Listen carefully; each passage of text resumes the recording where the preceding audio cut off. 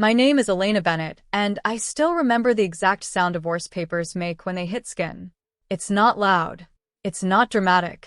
It's just a soft, papery slap, followed by silence. That silence lasted 3 seconds. Then my husband, Daniel, looked at me, at the newborn in my arms, still wrapped in the hospital blanket, and he said the words that would end our marriage. Get out. Take your daughters. Behind him, his mother, Carol, stood in the doorway of the house I had lived in for 9 years. She wasn't shocked. She wasn't horrified. She was smiling. I want you to sit with that for a second. A woman had just given birth. Her body was still healing. Her 4th daughter was 6 days old. And the 2 people who were supposed to protect that family were standing in the doorway, celebrating her exit. What Daniel didn't know, what his mother didn't know, was that I wasn't leaving with nothing. I was leaving with 4 words that would turn their smiles into silence. But to understand why those 4 words destroyed them, you need to go back. Back to the beginning of a marriage that looked perfect from the outside and rotted from the inside for 9 long years. When I married Daniel, I was 26. He was charming, ambitious, and came from a family that valued one thing above everything else: legacy. His mother, Carol, ran the family business, a mid-sized construction supply company, and she had exactly one demand for her only son's future wife. Give this family an heir, she told me at our engagement dinner, smiling over her wine glass. A boy to carry the name forward. I laughed it off back then. I thought it was old-fashioned, harmless talk. I didn't know it would define the next 9 years of my life. Our first daughter, Grace, was born a year into our marriage. Daniel held her for exactly 4 minutes before handing her back and saying, "Next time."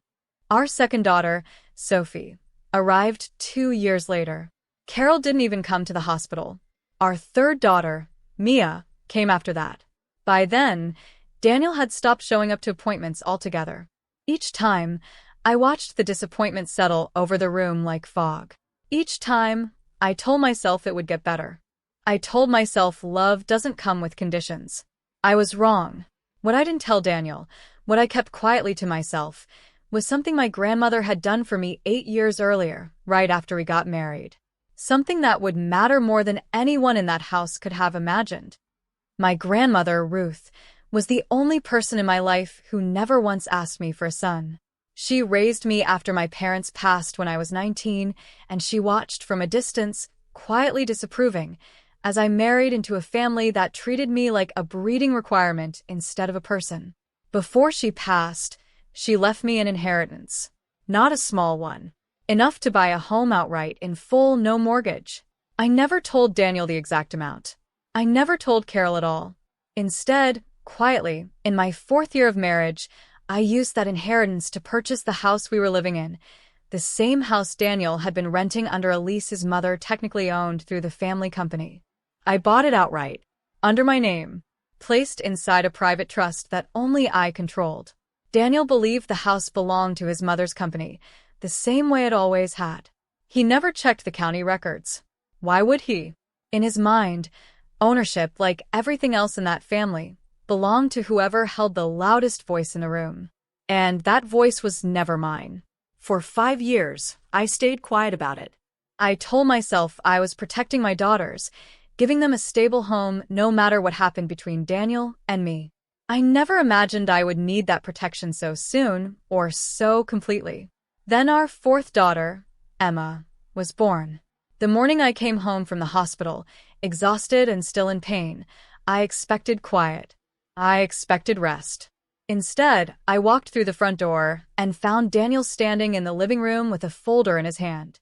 Carol stood beside him, arms crossed, that same thin smile on her face I had learned to recognize as cruelty dressed up as politeness. "We need to talk," Daniel said. He didn't wait for me to sit down. He didn't ask how I was feeling, or how the delivery went, or even glance at his newborn daughter. He simply held out the folder and let it fall from his hands, papers scattering across the floor at my feet. "Divorce papers," he said. "I've made my decision." I bent down slowly, still sore, and picked one up. My eyes scanned the header. It was real. He had already filed with a lawyer. "For daughters," he said, his voice rising. "4. I gave this family every chance to have a son, and you couldn't even do that, right?" Behind him, Carol laughed, an actual laugh, sharp and delighted, like she'd been waiting years for this moment. "No room for a woman who can't give me a son," Daniel continued. "Get out. Take your daughters."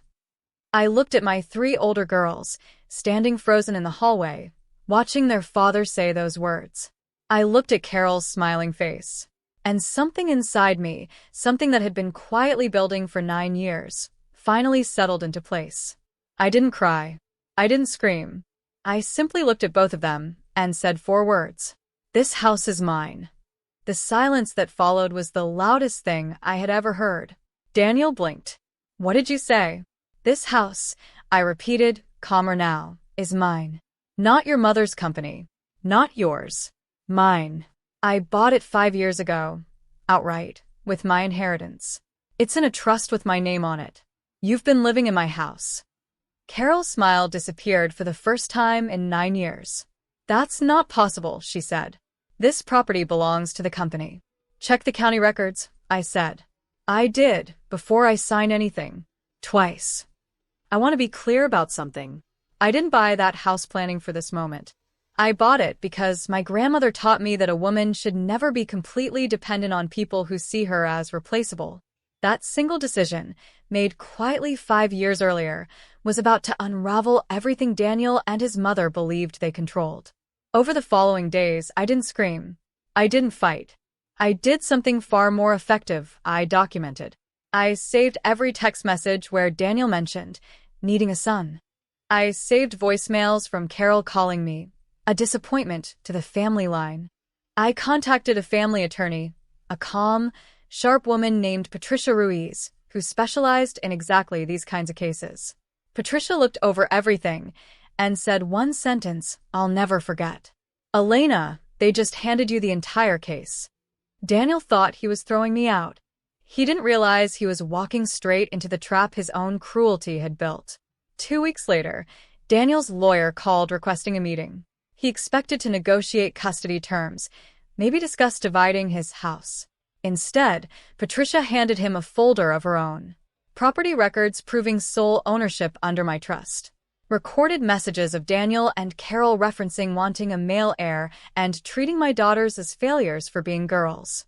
A written statement from our next-door neighbor, who had heard Daniel's outburst through the open window the day the papers were thrown, describing exactly what he screamed at a postpartum woman holding a newborn. Daniel's lawyer went pale reading through it. Legally, none of it looked good for him. Publicly, if it reached a courtroom, it would look even worse. Daniel tried one last move. He showed up at the house, my house, 3 days later, demanding I be reasonable and let him stay while we worked things out. I stood in the doorway, the same doorway where he had told me to get out, and I said, "You already made your decision, Daniel. You said there was no room here for a woman who couldn't give you a son. There's definitely no room for a man who feels that way about his own daughters." I closed the door. Carol tried calling the following week, her voice suddenly soft, suddenly apologetic, suddenly desperate to see her granddaughters. I let that call go to voicemail. Some doors, once closed with dignity, don't need to be reopened out of guilt. The divorce was finalized 4 months later. Daniel kept almost nothing from the marriage, no house, no strong custody claim, and a reputation among people who mattered to him that never fully recovered. His own recorded words, meant to shame me, became the very evidence that protected my daughters. Carol's company faced its own quiet consequences. Word travels fast in small business communities, and more than one client politely declined to renew contracts once the story of the family that threw out a woman for having daughters made its way through local circles. I kept my home. My 4 daughters, Grace, Sophie, Mia, and baby Emma, grew up in the same house, the one I had quietly secured years before anyone thought to question it. Daniel sees the girls now on a limited, supervised schedule set by the court. He's asked, more than once, if things could have gone differently. I always give him the same answer. They could have. All you had to do was love the daughters you already had. People sometimes ask me if I regret staying quiet about the house for those 5 years, if I regret not telling Daniel the truth sooner. I don't, because that silence wasn't weakness. It was preparation. A woman is not measured by whether she can produce an heir. She is not a vessel for someone else's legacy, and her worth is not conditional on the gender of her children. My 4 daughters are not consolation prizes. They are the reason I fought as hard as I did. Daniel and Carol believed that throwing me out would leave me with nothing. Instead, it revealed exactly how much I had built, quietly, patiently, without either of them ever noticing. If there's one thing I want you to take from this story, it's this. Never let someone convince you that your value depends on meeting their expectations. Build your own foundation, quietly if you have to, so that when the moment comes, and it often does, you're already standing on solid ground. This story is a work of fiction, inspired by countless women who have lived through similar heartbreak and found their own version of strength on the other side. If this story moved you, let me know in the comments. What would you have said in Elena's position? And if you believe every woman deserves a foundation no one can take from her, hit subscribe, because there are many more stories like this one still to come.